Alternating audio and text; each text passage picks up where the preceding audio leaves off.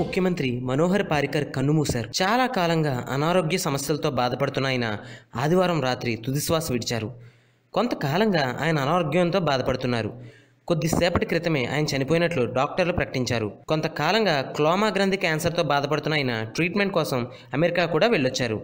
Delhi AIIMS, Mumbai, గోవాలోనూ ఆయన treatment పొందారు. అప్పటికే సమస్య తీవ్ర రూపం దాల్చినట్లు తెలుస్తుంది.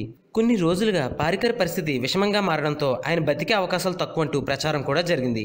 ఇటీవల ముక్కులో పైపుతోనే విధులకు హాజరై అందరినీ దిగ్భ్రాంతికి గురిచేశారు పారికర్ మరణంతో బీజేపీ శ్రేణులు తీవ్ర విషాదంలో మునిగిపోయారు.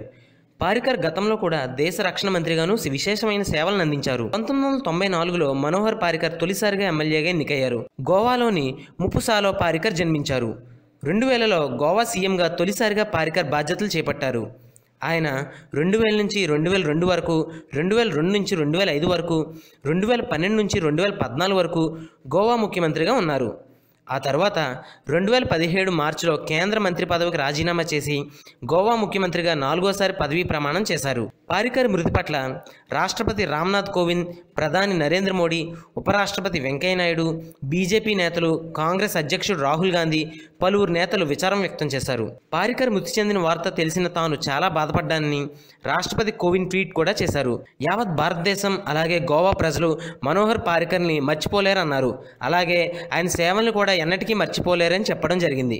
If you like the video, please like us and subscribe Tollywood Nagar.